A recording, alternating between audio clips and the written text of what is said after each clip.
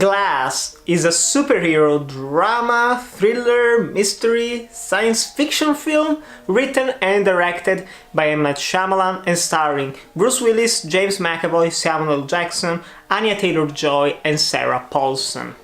And this film, as everyone knows, is a sequel to both Unbreakable and Split. Split was a stealthy sequel to Unbreakable with a nice little stinger at the end that said, yeah, this film takes place in the same universe as Unbreakable, which is honestly one of the best superhero films I've seen. I saw it like last year for the first time. It was quite surprising. It was tense, dramatic as hell, very interesting, wonderfully made.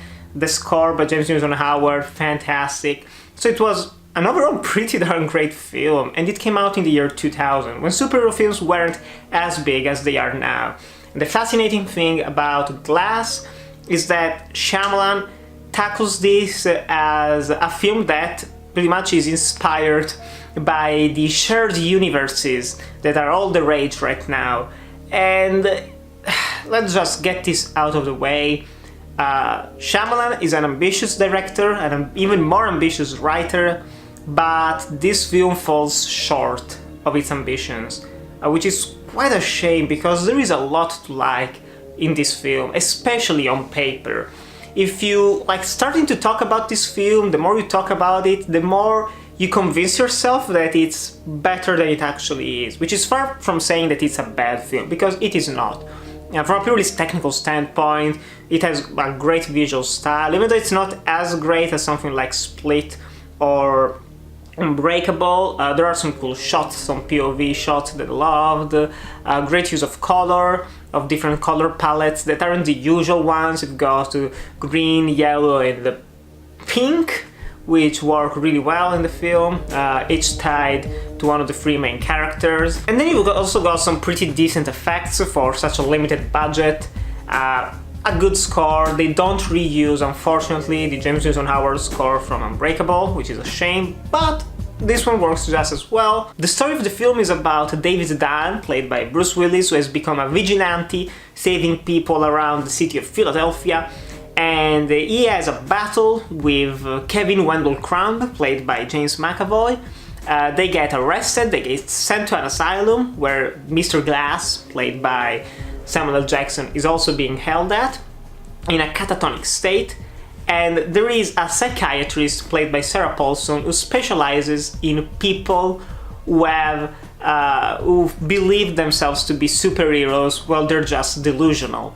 And so the first 20 minutes of the film are, you see David Dunn still with his son, working together as a vigilante team, and that's fascinating in its own right. The battle with the Beast is very well done as well. It's interesting, and then we get to the asylum. And this is what's going to make or break the film for you. I personally did quite enjoy the different themes that were tackled, mainly the theme of identity, because these are all people who believe themselves to be superhero, want to be unbreakable, want to be super strong and with multiple personalities, and want to be incredibly smart. And the fascinating thing is that, I've seen some people saying, we've seen this man do incredible things in the other films, so why should we doubt it?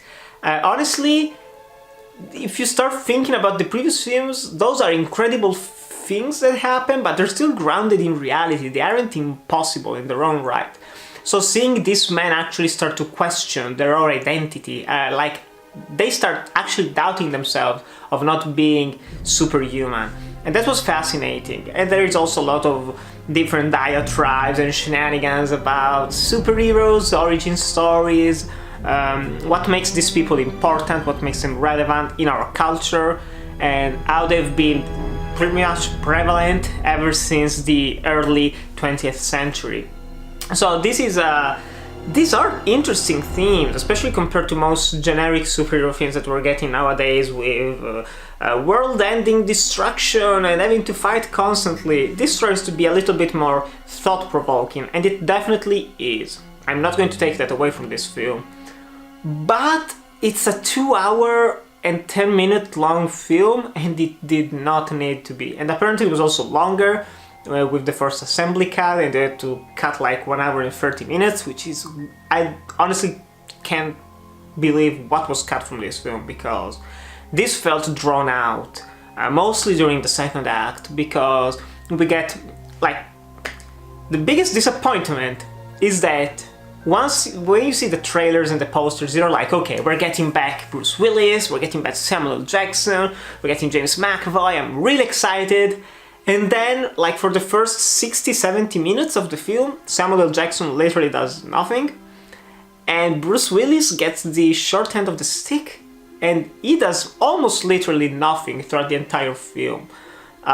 Everything in the asylum with him is barely existent. The only character who gets a lot of screen time here is James McAvoy, is the Beast, the Horde, whatever you want to call it. And that was good, because he's a good character, he's a great actor, does a fantastic job here, switching the personalities just like that, literally almost with a switch of the light.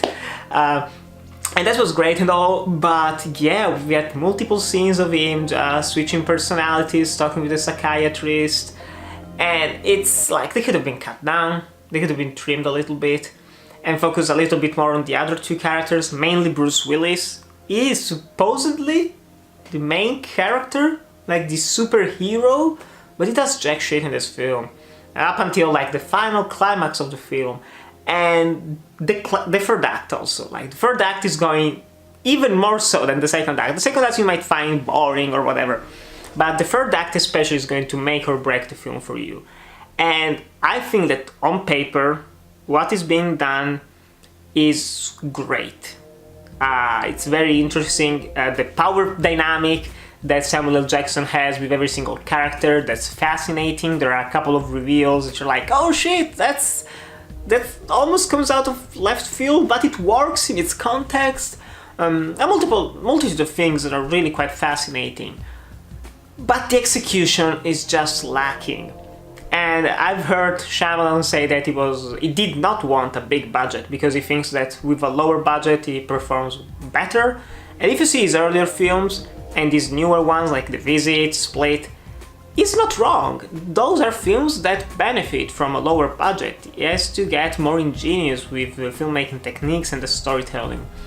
But this is a film that, while it didn't need like $100 million or something outrageous number like that for its budget, it definitely would have benefited from maybe like $20 million more, because the ending is quite anticlimactic, and it does all come around like the identity of the villains, the heroes, what is being done, how superhero universes work, why we need superheroes. Those are interesting themes, and how they're tackled is just, as I said, lacking. That's the key word. You have this final fight that's well done, but at the same time it's not really that exciting, there isn't that much tension, and then something really abrupt happens and you think the film is going to end there, but then it goes on for another like 10-15 minutes where you get a final twist. And the final scene itself, like, I like the concept of it, but again, the execution was not all that satisfying. It felt like he wanted to do something really great, but couldn't, maybe due to the budget, maybe due to some other reason, maybe personal things, maybe things that doing something on a smaller scale works better for this story, but it needed not a large scale, but a medium scale. You know, during the entire thing there is this like anticipation for an event, where maybe the final showdown may happen, and had we actually gotten there, it would have been more satisfying, in my opinion. Would have been a better film. Definitely a better film. And as I've said, this is far from saying that this is a bad film. It is well acted, it has some great technical aspects to it, but the story has some pretty bad pacing issues, and it's just not executed as well as it could have been during the second act and the finale. Then again, I do recommend you check out Glass, especially if you like Split and Unbreakable. If you're an M. Night Shyamalan fan, you're gonna love this to like a lot, I probably think. But to me, this isn't necessarily a disappointing film, it just, as I said before, fell short of its ambitions. It wanted to be something big, it ended up not being that in its execution, but I still respect it quite a lot, honestly.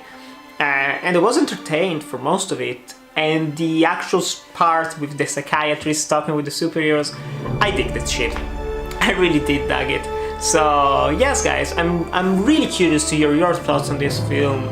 It's going to be controversial like almost every M. Night film, so definitely tell me in the comments below your thoughts on Glass. But still guys, thanks as always for watching. Remember to like, comment, subscribe, and I'll see you in the next video.